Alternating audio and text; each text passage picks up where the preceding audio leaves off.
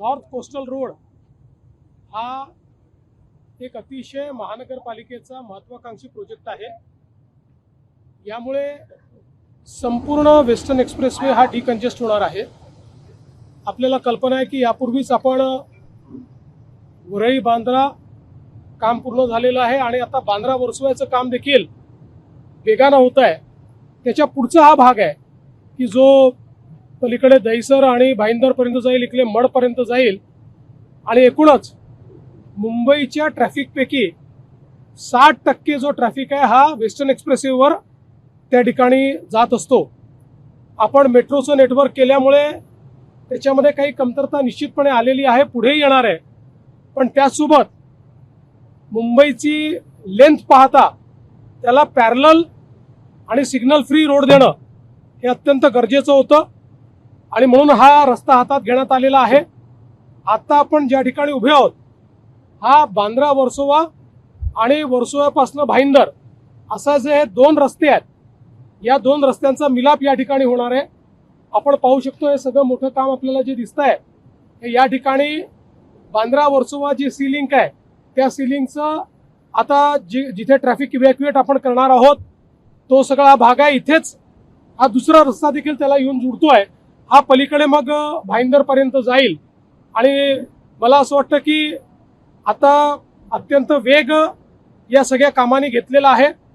आपण पाहू शकतो किती डिफिकल्ट काम आहे। आता आपण जर इथे लाटांची परिस्थिती बघितली, अशा लाटांमध्ये काम करणं अत्यंत कठीण आहे, पण तरी देखील वेगानं काम होत आहे। सातत्याने त्याच्यातल्या ज्या अडचणी आहेत त्या आपण दूर केलेल्या आहेत। वेगवेगळ्या कोर्ट केसेस झाल्या त्या आपण जिंकलेलो आहोत, परमिशन्स वेगवेगळ्या घ्यायच्या होत्या त्या आपण मिळवलेल्या आहेत आणि आता हे काम वेगाने होईल आणि पुढच्या काळामध्ये मला असं वाटतं की 2-3 महिन्यामध्ये मॉन्सून संपल्यानंतर अत्यंत वेगानं हे काम होईल।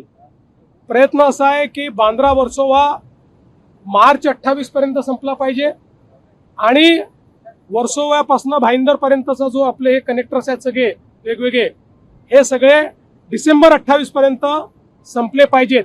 त्या दृष्टीनं हे सगळं काम चाललेलं आहे। मान्सून सुरू होतोय, मान्सूनच्या टप्प्यामध्ये कामाची उद्देश कशी असणार आहे? तुम्ही आता सगळं मॉन्सून ज्यावेळेस हेवी होईल त्यावेळेस समुद्राच्या आत काम करणं कठीण जाईल, पण त्या काळामध्ये कनेक्टर्सचं काम हे मात्र होऊ शकेल।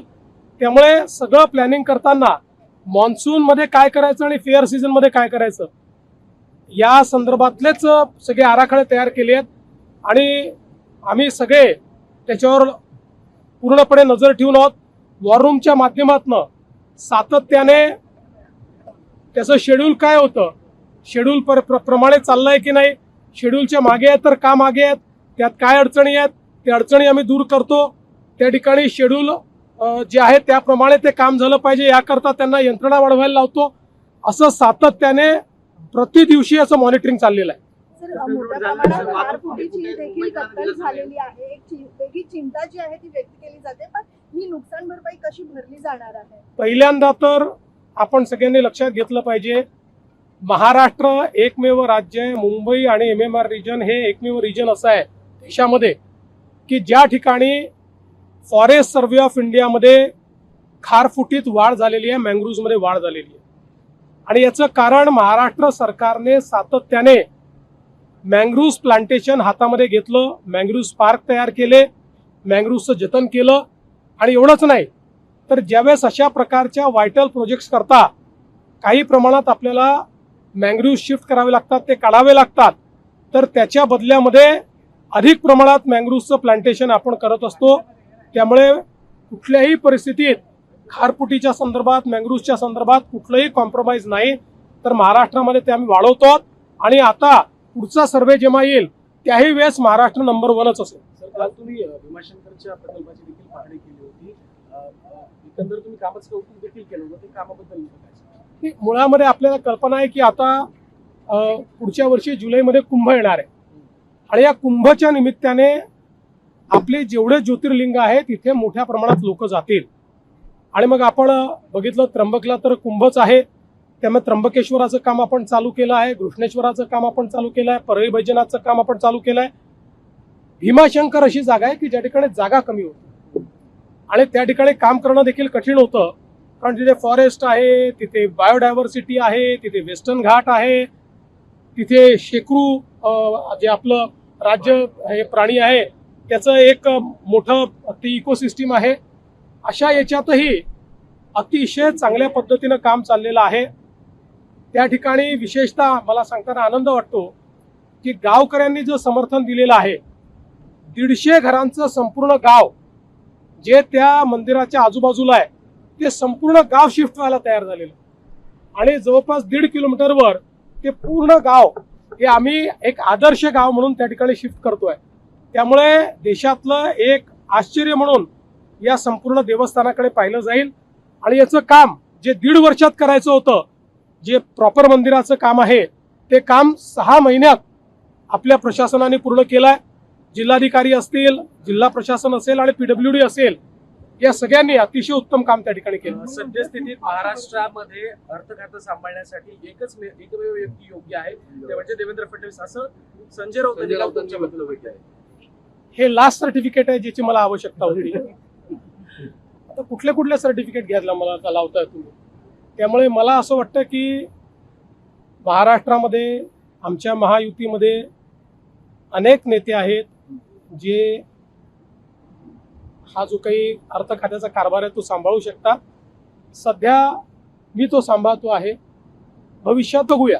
सर, दुसरा एक पॉलिटिकल प्रश्न ऑपरेशन टायगर संदर्भामध्ये आणि सर्व खासदारांची बैठक शुभेच्छा दिलेल्या आहेत. मी निश्चितपणे राज ठाकरे यांना मनापासून शुभेच्छा देतो आणि त्यांच्या जन्मदिवसाच्या निमित्ताने ईश्वर त्यांना आशीर्वाद देव अशा प्रकारची मनोकामना व्यक्त करतो. दुसऱ्या बाजूला राज्यामध्ये शिवसेनेकडनं ऑपरेशन टायगरची सुद्धा चर्चा केली जाते. आता जसं विचारण्यात आलं, आज मातोश्रीवर खासदारांची बैठक सुद्धा बोलवण्यात आली, परंतु माहिती अशी मिळते की काही खासदार अनुपस्थित राहतील. मला त्याची काही कल्पना नाही. कोण येणार आहे, कोण जाणार आहे. आता बैठक झाली की कोण कोण होतंय मला सांगा, कोण नव्हतं ते देखील मला सांगा. म्हणजे मग एकीकडे आपण पाहत असाल तर उबडाच्या एकीकडे उबडाच्या ज्या बैठका होतात तिकडे खासदार अनुपस्थित राहतात. दुसरीकडे आपल्या प्रदेशाध्यक्षांचा दौरा सुरू आहे, तिथे शरद पवार गटातले आमदार आपल्याला उपस्थित पाहायला मिळतात. प्रेम आहे, दुसरं काही नाही आहे. प्रेम आहे, फक्त प्रेम आहे, शुद्ध प्रेम आहे.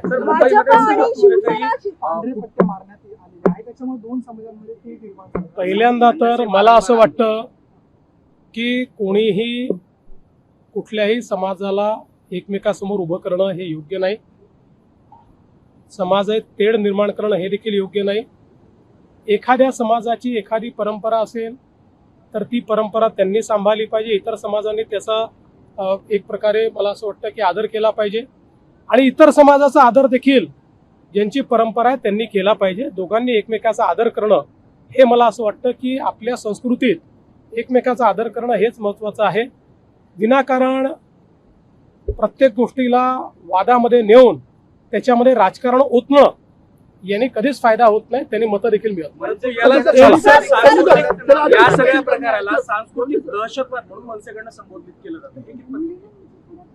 मी तुम्हाला एक सांगू का, अनेक वेळा चर्चेत राहण्याकरता वेगवेगळे लोक वेगवेगळ्या गोष्टी करत असतात. त्या प्रत्येक गोष्टीला मुख्यमंत्री म्हणून मी बोललंच पाहिजे, प्रतिक्रिया दिलीच पाहिजे असं मला वाटत नाही. सर, भाजप आणि शिवसेना शिंदे यांच्यामध्ये श्रेयवाद पाहायला मिळतोय. अनेक जे प्रकल्प आहेत, शिंदेनी जे प्रकल्प आणलेले आहेत त्यांना भाजप श्रेय घेत असल्याचा आरोप केला जातोय. असा आरोप कोणी केला नाही, कोणी करणारही नाही. आम्ही एकत्रित आहोत. तुमच्या डोक्यातनं काढा.